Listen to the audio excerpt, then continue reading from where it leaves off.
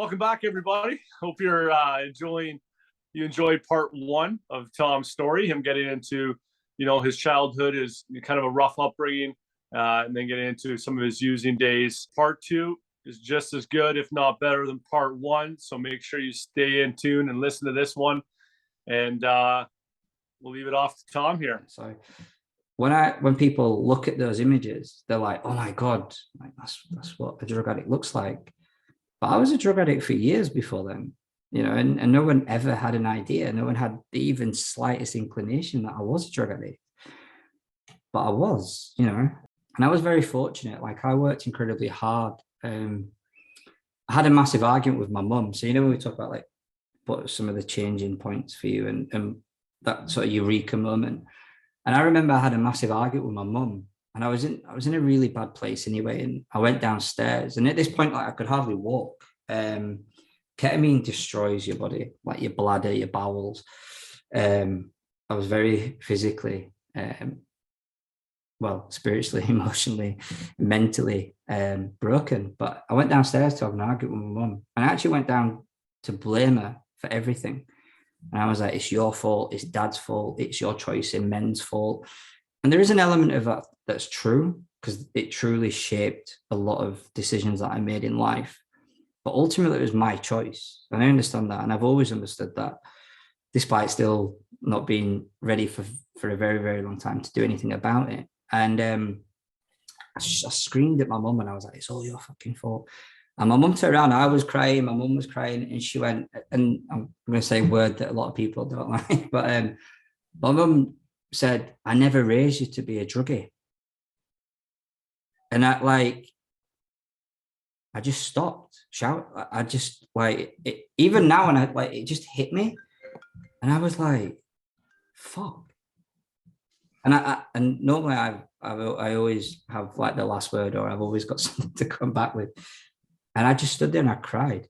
And I went upstairs and I thought, fuck. I was like, fuck her. It's all her fault. And then I was like, but my mum has always tried. She's always tried. Despite everything, my mum's always been there. And I think that's what makes our relationship so difficult at times. Because no matter what, or no matter how bad it was, she always tried. And yeah, she made a lot of bad decisions, but fucking so did I, yeah. And when she said that, I just thought, no, I need to do something about this. And I made myself a promise, which consisted of two things. So this was sort of around June, July, 2018. And I promised myself these two things. I promised myself that I would do absolutely anything and everything to get clear. I didn't care if I had to fucking move to Mars, right? And live with aliens. I did not care what I had to do. Anything that anybody could advise me to do and support and help, I would do it. And then the second part of that was, if I didn't sort my life out by Christmas, then I'd have killed myself. And I'd had several suicide attempts, using drugs like I was. That was seriously an attempt to kill myself. I used to crash my car all the time, purposely, to try and die, which sounds incredibly selfish. And I think when you're in that frame of mind, everything you do is selfish. Addiction is a very lonely and selfish place. And I promised myself that if I didn't sort my life out by Christmas, then I would go away and I would hang myself in the woods. And I meant that, and I say that today, and I meant it. And I think for me, that was, as stupid as that sounds, I think I needed something very serious like that. And then I promised myself, right, look, you've got two options. You sort this shit out and you do everything and anything and you don't stop. Or you think, fuck it, right, I've had enough of this, and you continue to take your life. And now I've had, even only last week, I hear constantly on social media, I see posts of like my friends taking their lives or dying from drugs. And to me, addiction and suicide is the exact same thing. I don't think they're separate. And I get quite annoyed when people talk about mental health and relate suicide to being mentally unwell or mentally sick, but completely ignore the fact that they've got a huge underlying drug problem. They all talk about, and I think it's much easier. I've been to friends' funerals that the parents even though they've you shouldn't say commit suicide, but even though they've taken their own lives through addiction, their parents still say, oh no, they had mental health issues.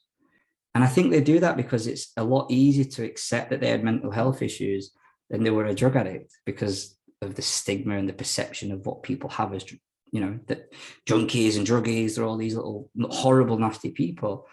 I worked with loads of horrible, nasty people that weren't drug addicts. I met some people that probably have never touched a drug in their life, and they're complete narcissistic assholes. You don't have to be a drug addict to be a dick. I know plenty now. Do you know what I mean? And it's like, it's a shame that people fail to recognize addiction. And it's so hard to admit it to yourself, but it's even more difficult when the people around you that love and care for you can't recognize it. And I think a lot of that is because of shame and guilt, and the fact that I think that they don't want to accept that that's what's going on in their lives. But, thankfully for me, I managed to turn my life around. I ended up getting help. That day I literally went upstairs and I contacted a local support service, and I went and met him, a really nice guy. Weirdly enough, he was Scottish, which is sort of where the whole journey started of recovery. And at this point, I was probably only about 7 or 8 stone, which is seriously underweight still, but I wasn't like 6 stone. And I went into the little meeting room and I said, look, like, I need help. And I said, and this is exactly like, this is what it is. I said, look, I've got a lot of issues that I've never spoken about. I don't know how to address them. I ain't got a fucking clue what to do. And I've got this promise, right? I either sort this out or I will kill myself by Christmas. And I looked at it straight in the eyes and went, that's not a threat. That's not a joke. That's not like, any pressure on you, but that's what's going to happen. So I either sort this out or I don't. And hopefully, you can help support me. And I said to him, I promise. I said, look, anything that you tell me to do, I'll do it. I don't care what it is, within reason, obviously. But I was like, anything, I'll do it. And he was like, I've never met someone that's told me because even in the past when I've gone to treatment and I've tried things, I always lied. I was like, oh, I only do like a couple of gram a week. It's like I snorted like 5 gram on the way here. Do you know what I mean? I was like, I just lied constantly. I think for the first time I was honest, and I said, look, this is exactly what I do. And you get the diary that they give you, and you have to fill out the little journals, and it's like all of that stuff, and and it served a purpose and it helped. And I remember I went to these sessions like these, so it was like a day program, and I went there for about 2 or 3 months. And I remember I got asked to stay behind for one of them, and they said, like, next week you're going to meet the board. And I was like, oh, well, I know what a board is. I worked sort of in a very corporate industry. I was like, what do you mean a board? Like, why have you got like a board? And they were, well, basically it's a panel of judges that sort of assess you and talk to you and ask you a lot of questions. It's like an interview about potential funding. And like, I shit you not, like, it's like X Factor. It's like, I'm not like if I could sing, I'd have sang. Like, if I could have stood up and danced, I would have tried. But like, I was sat there with him and I was shaking. I was so nervous. And there was like these 3 guys, and they just spoke to me, and I was like, I was completely honest. And I sort of told them, I answered every question they had. I said, look, I'm dead serious. I'm like, I need this. I've been doing everything that you've advised. Don't get me wrong. I never stopped using drugs at this point. I was still a raging drug addict. But I was trying. It was slow progress. If sometimes it felt like no progress, but ultimately I was trying to get the funding to get into rehab. And they said, right, okay, like, thank you very much. And that was that. And I remember going outside with my key worker and or care manager, whatever it was called, and really nice guy. He was like ex-military. And I said, like, how did I do? And he was like, well, I think you did really well, but I can't say, and we don't know till whenever. Like, we don't know if that's in or not. Like, you have to wait. So then I got a phone call later in the week and said, look, they'd like to meet you again, same time, same place next week. So I was like, oh shit, like, they've made the decision really quickly. It's a no. And I'd already told myself, I had a very defeatist attitude at that time as well. And I'd already told myself, right, it's fucked. It's not working. I'm going to end up dying. but I'll still continue with it. So I went in the week after, and I went in, and they were all smiling. I was like, oh shit. I was like, oh, is this like, are they tricking me? Am I in or am I out? And I just couldn't relax. And he says, so we've obviously called you today, Thomas, and we've got some really good news to tell you. Everything's all right. And I was like, it's not all right. I was like, look at me, I'm fucked. Like, I'm dying. Like, it's not all right. And they went, no, but it's going to be all right. And I still didn't click what they meant.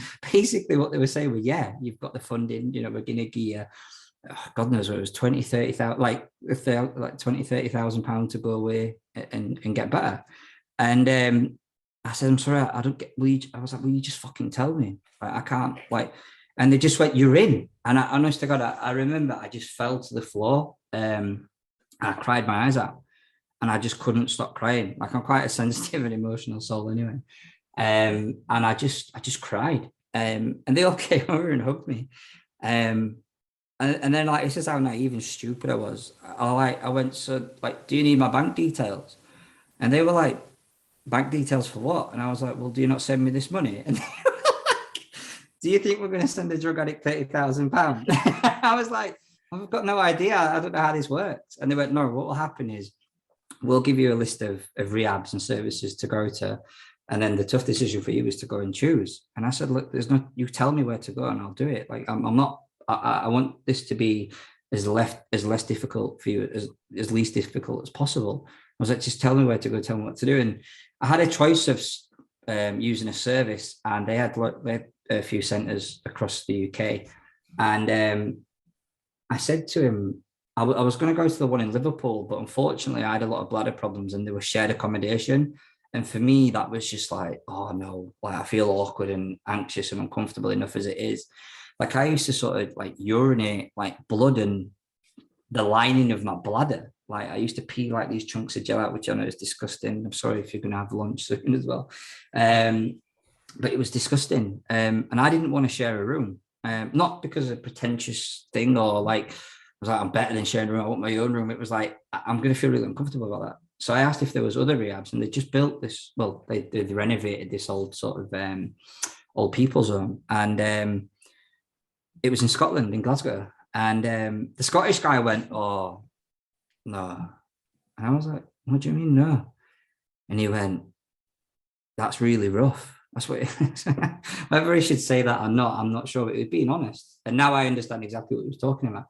But I says, what do you mean? He goes, well, even my drug worker didn't think I was that bad of a drug addict because I was only taking ketamine. I never did crack or smack or, hard drugs.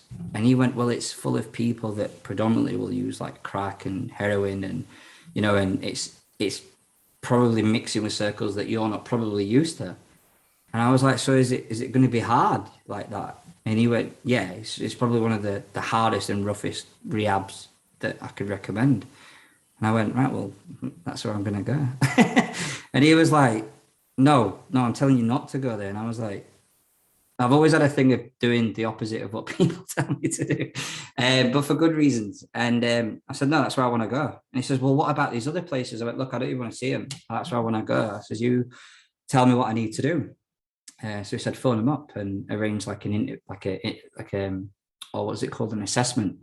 So I did that. And then I got into rehab, and, that's where I took that picture the day I went to rehab, which is now being viewed by like tens of millions of people around the world. And off I went to rehab, and, rehab was by far the hardest, and the guy was right. It was rough. It was, I never saw heroin. Like, we all assume that rehab is a safe and loving, caring place, and it can be, and for some of it is.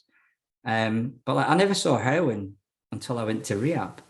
Like, just think about what I just said. Like, that's scary. I never saw smack or heroin, whatever you want to call it, until I went to rehab, which is where people try to stay off and get off drugs. I never knew about certain drugs and certain lifestyles that people had or that could live. And I used to think for a few weeks, and, again, I'm a little bit embarrassed, but it's all a learning process. And I used to think that I was better. because I was like, oh, I've never injected drugs. I've never done smack. I've never stabbed anybody, or I've never done this. And then I really realized, like, because I got challenged a lot. That was the environment that it was. And it really changed my perception, because I realized that I wasn't any better or any worse. I was exactly the same. Like, we were all addicts. Doesn't matter what the poison is. We were all addicts. And I think that the quicker, and as soon as I realized that, I felt like it was a lot easier.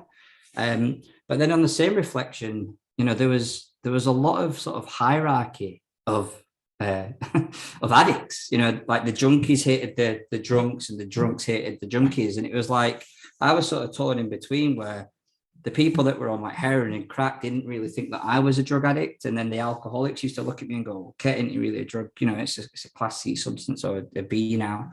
And I found it hard to kind of learn that it doesn't matter what the substance is, whether it's pornography, shopping, chocolate, gambling, cocaine, ketamine, crack. It doesn't matter. If you're doing something to the point of it's ruining your life and killing you, then who cares what it is? It doesn't really matter. But yeah, rehab was hard, so hard, but also incredibly rewarding. And there's no sort of magic wand that you just wave at someone. And I'd love it if you could just go into rehab and someone waves a wand and boom, you're cured. And you never do drugs or drink again. That'd be amazing and well worth 40 grand. But that's not what happens. It isn't. And I used to learn from, like, there was a lot of people in there that would smuggle drugs in. There's people that would come from prison into rehab and then be like, oh, fuck this is too hard. And then actually ask to go back to prison, which I was like, that's crazy. That's mental. But people found it harder than and it was just, I'd always try and learn. And I remember that's like rehab taught me to be resilient, because I didn't necessarily believe in, it wasn't a 12-step rehab, it was a therapeutic community. But there was a lot of people that did the 12 steps. And I think, there's certain elements, certain principles that are amazing. And I think can really be, you can be a massive positive force in someone's recovery. But I just used to try and learn from other people's mistakes before I made those same mistakes. And I was in a mixed rehab with boys and girls, and that caused a whole load of trouble, as I'm sure you'd imagine. But I kind of learned about, I had like cognitive behavioral therapy, I had counseling, I had occupational therapy, I had, peer groups, support groups, family groups. I had all of this 24-hour, 7 days a week support. And I stayed in rehab for 6.5 months. And then I went to reentry, which is like their sort of resettlement program, where you sort of try and integrate back into the real world, into a community. And I think that was like sort of make it or break it for a lot of people. I think if there's I hate saying this, but like it's easy to get clean and sober in rehab. And I know that sounds like everyone's like, oh God, you can't say that. Well, it is. Like if you're effectively locked up in a building that you can't escape from, and you've got like 30 other residents plus 15 members of staff and doctors and nurses and psychologists, psychiatric help, all of this support. I mean, it's not hard. What is hard is talking about those underlying issues, talking about the abuse, the traumatic childhood, the adverse childhood experiences. And there was things that I spoke about in rehab that I never told a soul, ever. I probably cried for most of my time in rehab, but good, I needed to. Some people would take the piss and stuff, but some of those people now are dead, and that's tragic because they weren't prepared, or they couldn't find that strength or courage to actually resolve or speak about those issues, and that's horrible. And then I got asked to sort of write an article whilst I was in care, and I did it, and I shared that the picture, the sort of drug addict Tom, and then like a selfie on a bus, healthy Tom. And even then I was still quite skinny, but I wasn't like 6 stone. And I remember the rehab shared it, and it went viral. And then like it's really surreal. So like off the back of that, like I was just inundated with like podcast interviews or like being on telly. Like I've been on the BBC, I've been on ITV, I've been on Channel 4 News, I've been on the Epoch Times, which is one of like I think the headquarters are based in New York, and it's like one of the biggest media outlets in the world. I've been in all like sort of national newspapers. I've had, weirdly enough, who you probably might know, I won't mention, I'll tell you off camera, but there was a guy in America who was quite famous for being in recovery, and like he stole my story once and shared it and lied and changed my story, and made me very religious. And he actually changed, the funniest thing was he changed how I spoke to how he speaks, which is like an American accent. So it was like, hey y'all, I'm Tom. And I'm like, that's not how I speak. And he was like, I'm an addicted alcoholic. And like, he changed my story and I was fuming. I didn't know because until someone else tagged me and it was like, is that you? And I was like, I don't speak like that. And I was like, that's not my story. And then probably the thing that really set everything up from then on in, I mean, obviously, like I've never touched drugs or alcohol ever since, but I got approached by a media company called Lad Bible, which I'm sure you might be familiar, like the worldwide. I watched that interview, actually. It was really good. Yeah, so they invited me to Manchester, and it was really surreal, actually, because I was still in re-entry at this point. And I mentioned it to the staff because I needed permission to go. And I was like, look, can I go there? I'm literally going to go there, and I'll stay the night. I've got a hotel and I'll come back the next day.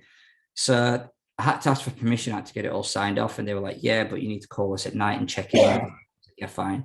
So I went down, did the interview, which was also turned into a podcast. And then we finished early, so we didn't need to stay. So I had the choice to stay, or I could come back and use my overnight. So I ended up coming back to Glasgow. And we used to have these groups in re-entry. It was like, like kind of in like the fellowship, we all sort of like sit around in a circle. It was like that, but we would all challenge each other. So we'd be like, I caught you drink it, or that happened quite a lot, but like you would challenge them on their behaviors or what they were doing, or you stayed in fucking bed all week, you were meant to be going to, you were meant to be doing what your program was this week and you've just tossed it off. So it was challenging, and I remember like it was always very negative, and I always used to be quite positive. Even like now I'm positive and negative, but like I'd be like, oh, things are going well, I've started doing this, or I've started doing that. And I never mentioned the Lad Bible thing and my key worker knew, and she went, have you not got anything else to tell us? And I was like, oh, no, it's all right. And she went, no, go on, tell us. So I was like, all right, well, so like yesterday I had a conference call with like the executives from Lad Bible, and they want to film me and make a documentary. And it was part of a 5-part series. So like there was me and the other guy. And then there was like Tyson Fury, as in like the world heavyweight boxer, David Attenborough, who was like a god. I think he's called Nick Hamilton, who was Lewis Hamilton's brother.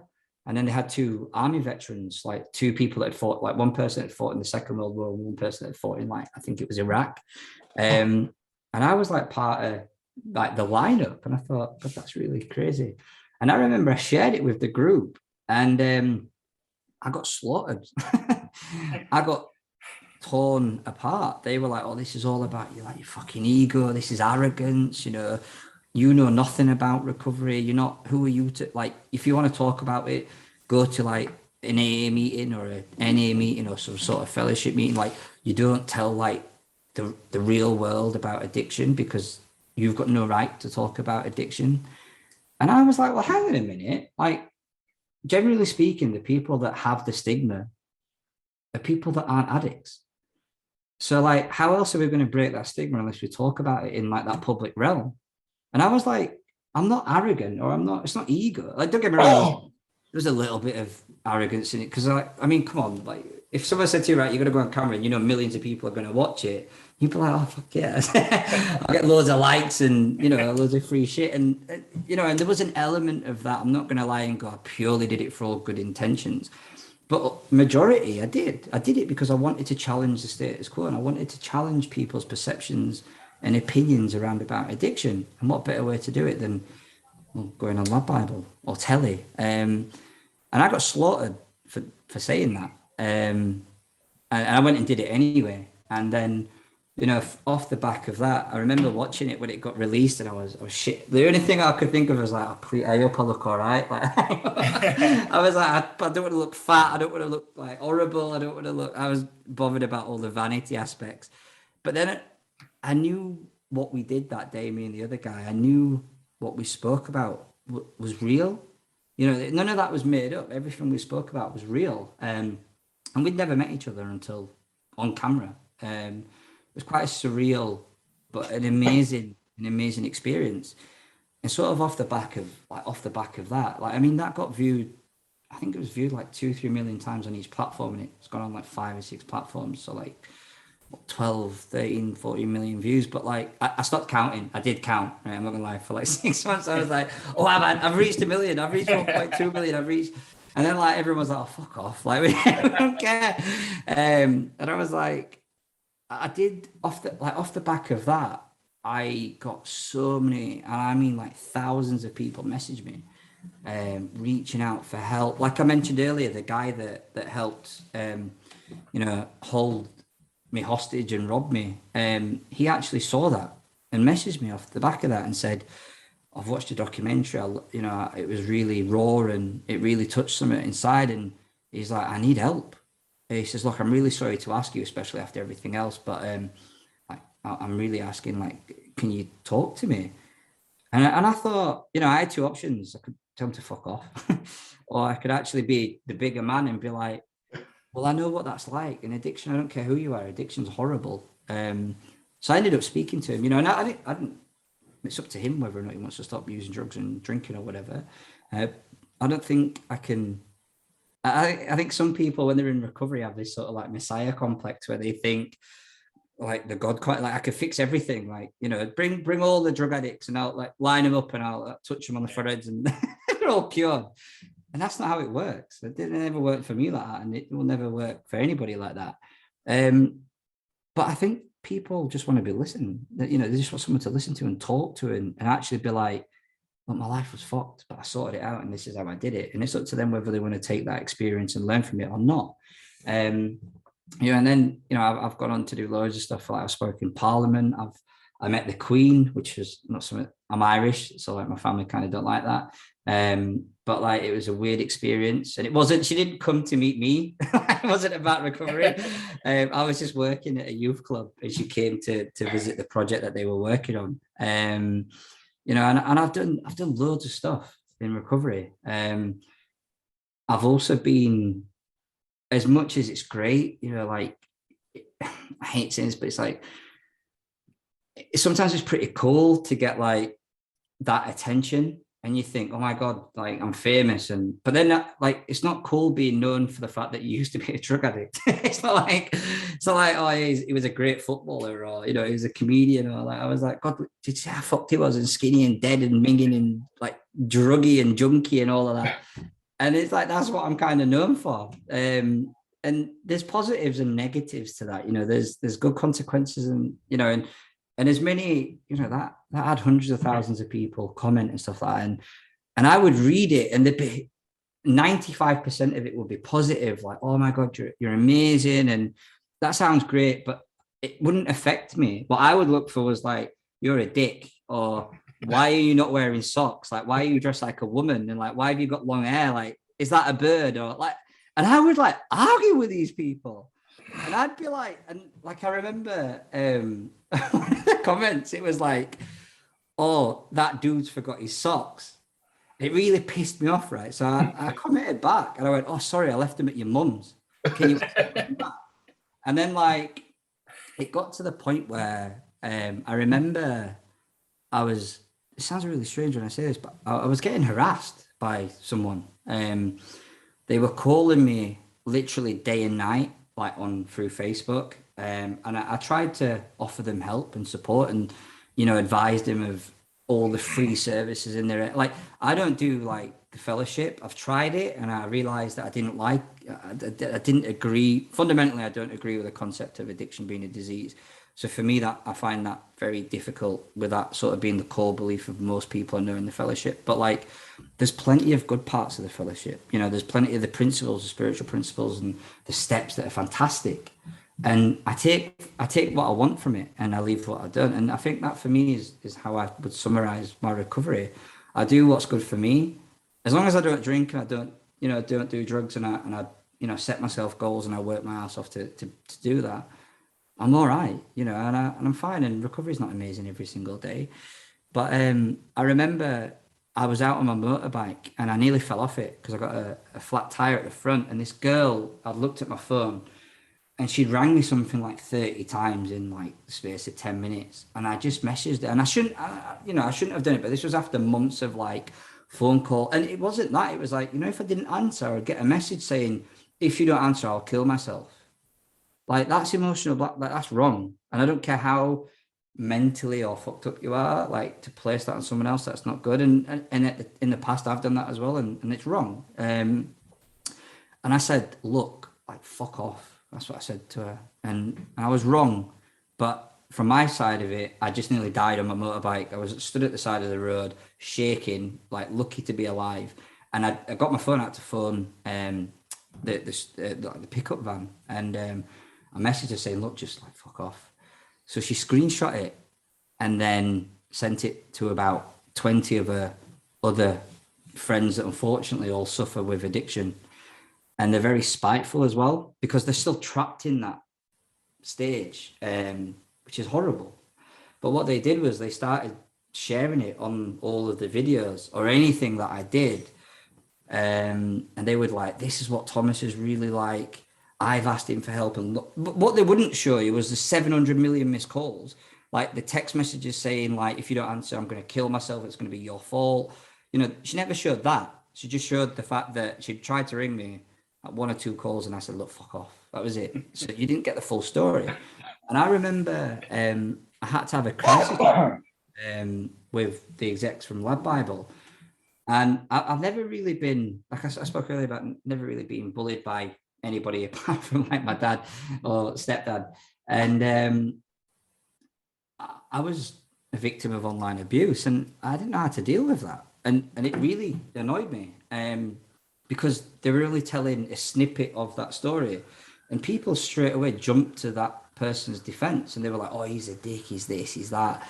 And they gave me 3 sort of situations, which was, we can either block them, which will be difficult because there's quite a few people that keep posting it. We can delete the comments, which is sort of hard to track, especially when they've got millions of people that engage with their like websites and socials like every second. Or we can just leave it, because no one really knows the full story. And also, if we delete it and we block them, it makes it look more like you've actually got something to hide. So just, you've said your part. I know it's not nice, but, we think you're mentally strong enough and tough enough to get through this.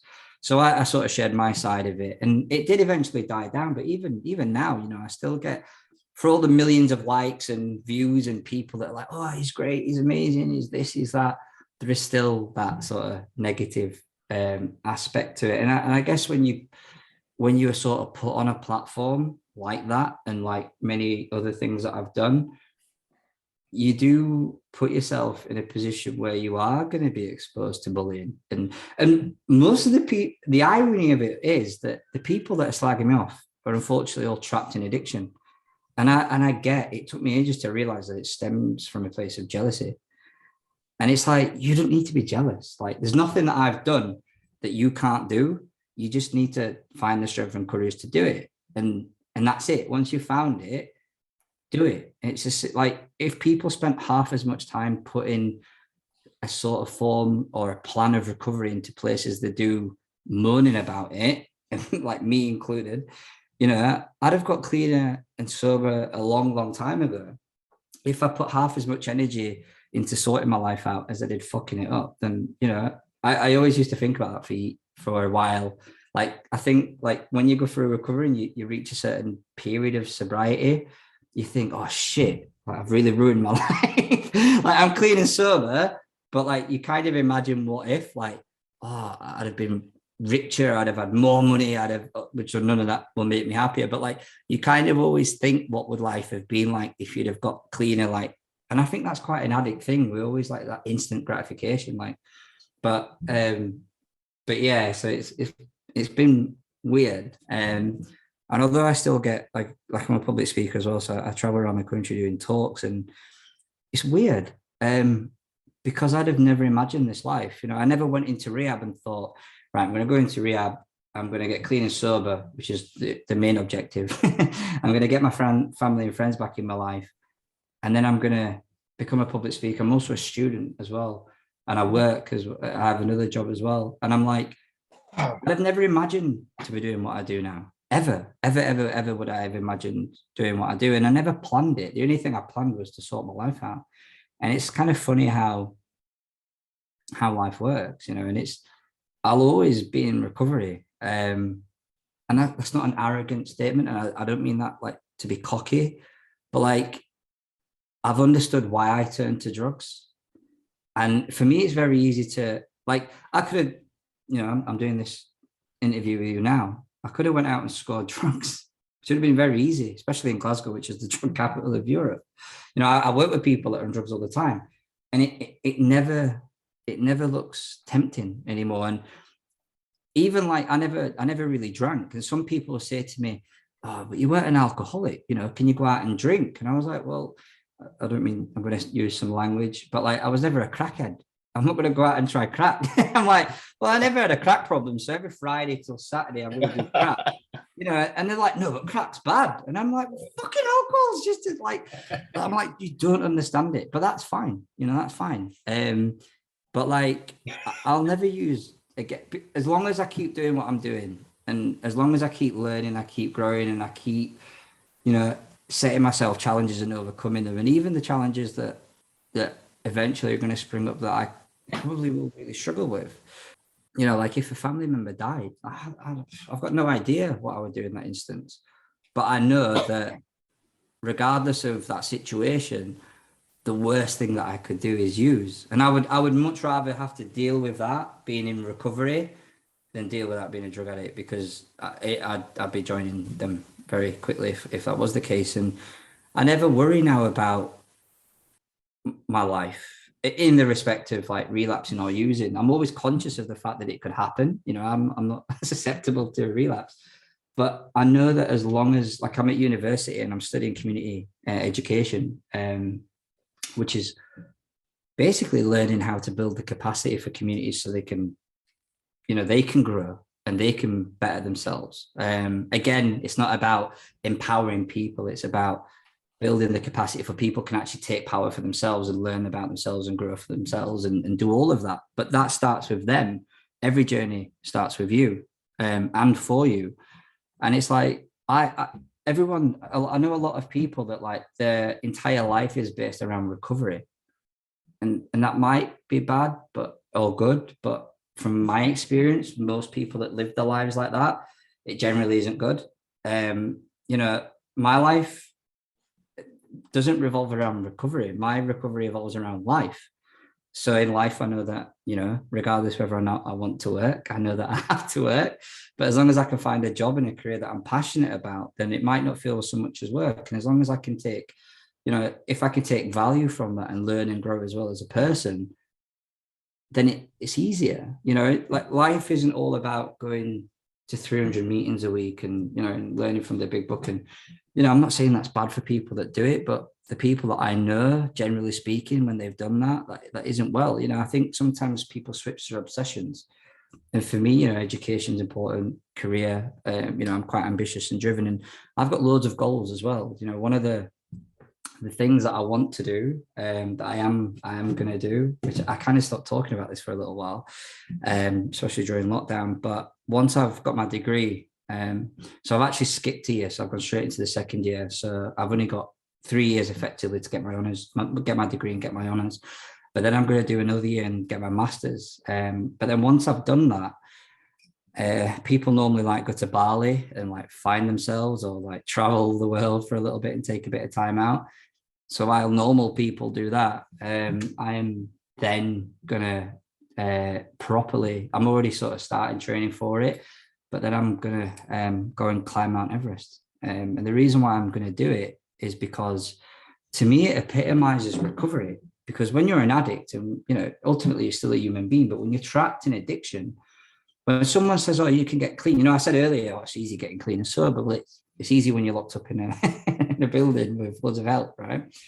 But like when I was in that position, when I was trapped in addictions, I used to see people in recovery and happy and trying to live a better life. I used to think, oh, like I imagined like that was me stood at the bottom of this fucking mountain and be like, I can't ever, I'll never get to the top of that. Like, I will never be able to reach the peak and all of the challenges and everything else. Like, and to me, climbing Everest is exactly like recovery, because when I told people I was going to go to rehab and get clean and sober, people laughed. You know, people took bets even and said like, he'll be out in a week, he'll die, he'll never do it, he'll not even go. And I proved all those people wrong. Now, I never got clean and sober to prove anybody wrong. I did it for me. You know, I didn't do it because my mom called me a junkie or a druggie. I did it, although that played a part in it. I did it because I wanted to live a better life, and I was sick to death of being in that disgusting place. You know, but just like my recovery, you know, for me to climb Everest, I'm going to need help and support from other people. I'm going to need guidance. I'm going to face challenges that I've never faced before.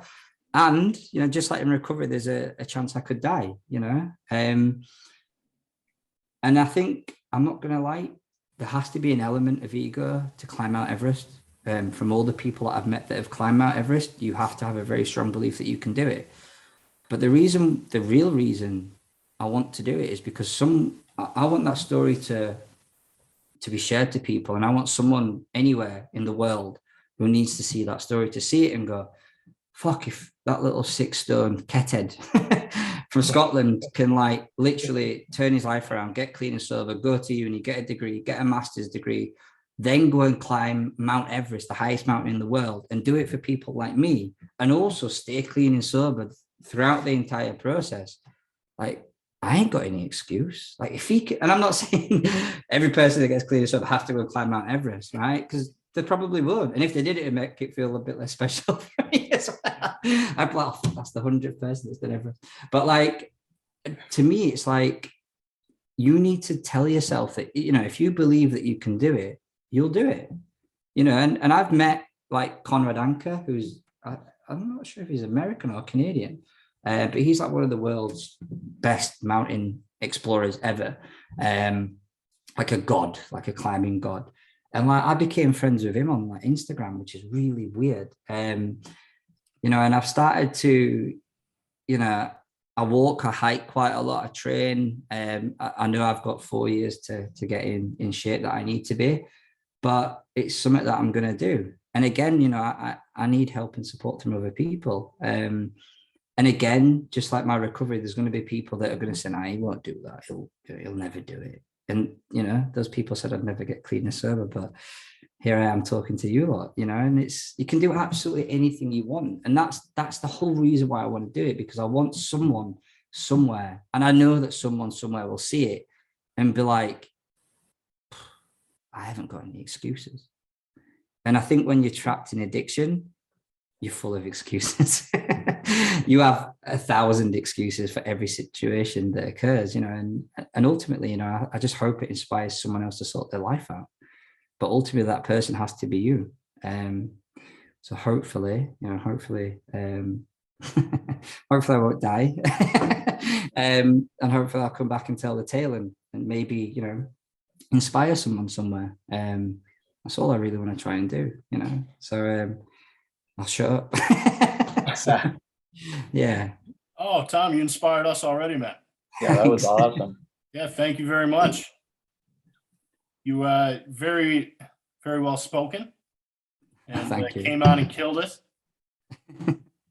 And we're so super thankful for you to joining us today and sharing your story. And fellas, any questions? Honestly, I had some written out, and I'm pretty sure he covered all of them. Yeah, but the one thing is, I I think I saw that post. Was it on Sober is Cool or so? Yes, I know him. He's Canadian, Okay. is he not? Like, So I saw that and I was like, holy shit, I gotta Yeah. find this guy. mhm. Because the story was awesome, and then I went and watched the interview, which was amazing. So yeah.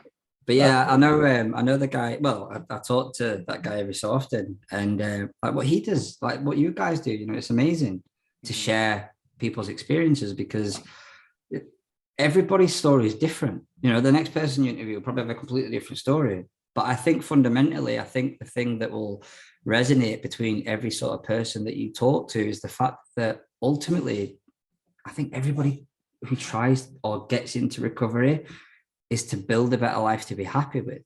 And I think when you're a drug addict, you're not happy at all, clearly, which is why you're using drugs in the first place. But although our stories are going to be entirely different, I think fundamentally we all share quite a lot of very similar values and aspects of our life that we just want to be better people. But yeah, no, that website, what they do as well, I know, like, especially like, so I'm 4 years clean and sober in November. And it's weird because I know when I share it, like I have quite a few people that will message me and be like, oh, can we do like an article? And it always goes viral. And like I get to meet people like you know, I wouldn't have met you like if it wasn't for that. And Yeah. you know, like I know one of the questions like your support network. You know, I used to think when I was a drug addict, and I did, you know, I had thousands of friends. And I mean that. I could go anywhere and I'd know someone. And I used to think I was popular and I had a great social network, but I didn't at all. And now I have nowhere near as many friends for obvious reasons. But like I have real people in my life that will tell me, you know, that if I'm being a dick or if I'm doing well, or, you know, there's people will support me. And sometimes it's not always about being positive. You know, I'm quite critical myself. And sometimes I need another person to give their critique about what I'm doing. You know, not to be pessimistic or to try and intimidate or bully me or, you know, to tell me off. But sometimes I need to hear what's real. And I think when you're an addict, no one ever tells you what's real because all they care about is using drugs. And I think now, you know, my social, you know, the network that I've got is great. You know, I might not have a lot or like thousands of friends like I used to have, but the friends that I've got are friends. You know, they're not fake. And I might not always speak to them, but I know if they ever need me and I ever need them, you know, we're there for each other. And that's amazing. You know, I never would have had that without recovery. You know, I wouldn't be alive today. And that picture, or those 3 pictures, they were taken at the same time, just slightly different angles. And I mean, I look dead. Yeah, it's horrible. And you know, it's really weird. You know, when I see that picture, which sometimes I see it quite a lot, I still don't think I look that bad. Like I look at it and go, at least I'd like a 26 pack or whatever. You know, I wasn't that, you know, I had 0% body fat. And then someone else will look at it. And when I do my talks, I share that image and I don't speak. I shut up and I go, this is what I used to look like. And I don't speak for a minute or two. And like people cry. And I'm like, why are you crying? And they're like, oh my God, that must have been horrible. And then I look at it and I'm like, I didn't feel like it was that bad. Like, and it sounds really, it's a flippant statement to make, but I think when you're an addict and you're like that, you don't want to know how bad it is. So you just sort of focus on other things. But yeah, hopefully I'll never look like that again. So yeah. I laughed earlier when you said everyone thinks addicts are assholes, or dicks, but you know, a lot of sober people that are dicks. Yeah. So I don't know. I've met like some of the nicest people ever in recovery. And yeah. I've met some amazing people in recovery and then some not. I don't know what it's like in Canada, but I think sometimes because of my belief, which is that I don't believe it's a disease, and I'm quite firm. Like that's not up for negotiation. Like I'm quite like I talk about it quite a lot, and I love to debate and understand what other people's perceptions are. But for me, I just don't buy into that. And I think because of that, I think that opens it up to sometimes quite a lot of negative sort of lashback, you know. And I think because of it's really strange. So like, I don't really speak at like recovery settings. So like, there's like a recovery festival gone off, and some of my friends have spoken at it and stuff like that. And it's not like, oh, like years ago, I used to be like, oh, why am I never asked to speak? I'd be jealous, and I would be jealous. You know, I could be jealous. You know, and I'd be like, oh, fucking hell, I've just been on Lad Bible. I've got like 15 million views. Like, like 10 people asked watched his last video. Why am I not there? And that's arrogant and very egotistical, and I'm aware of that. But initially, sometimes that's what I think, you know, and whether it's good or bad, you know, but sometimes, you know, I can fall into that sort of mindset very easily as well. And, you know, but what I realized is I talk at a lot of, like I just spoke not so long ago, and it was the biggest well-being festival in the country. And I spoke with 9 other people, one of them who's like a famous TV presenter called Gail Porter. And if you Google her, it's really strange. So if you have like a girlfriend or a wife or a partner or anything, probably don't do it in front of them, because although she was a famous TV presenter and still is, she went through alopecia, but like before she went through that process, she kind of got naked a lot. So like, they blew up her naked body on Parliament at one point. And she speaks about the fact that she's famous for being a TV presenter, but she was naked a lot. And like, I was on stage with her and like all these other amazing people. And I'm like, I speak to normal people, but like, for me, I love that. You know, I speak a lot of schools, colleges and universities as well, and certain businesses. And I love speaking to people that don't know what it's like to be a drug addict, because it's those people that generally think of, well, all drug addicts are that person that's the picture that you've seen and wants to run around and stab you and steal all your money. And I'm like, well, there might be people that do that. But the majority of people in addiction aren't that person, you know. I mean, you know, there's careers out there that aren't based around addiction that, you know, people rob and steal all the time. And it's just like, not everybody that's an addict is a bad person. There's plenty of bad people that aren't addicts, you know, and ultimately, regardless of whatever, an addict is still a human being, you know, and they don't want to be a drug addict, despite, you know, it might appear not, you know, it might appear that they want that life, but no one wants to be an addict. But yeah, hopefully the more, you know, the more people speak about it, then the more we tackle the stigma. So hopefully it helps, you know, and I think that's one thing that everybody wants to do in recovery, is help another person, because I think that's the best thing that you can do. Absolutely. And that's kind of the goal here, you know? So Tom, we got to wrap this bad boy up. Yeah. But man, thank you so much for joining us. You're welcome. Thank you very much as well. It was awesome. It was a pleasure. And guys, if you or someone you know was struggling, please reach out and ask for help. Thank you so much for listening.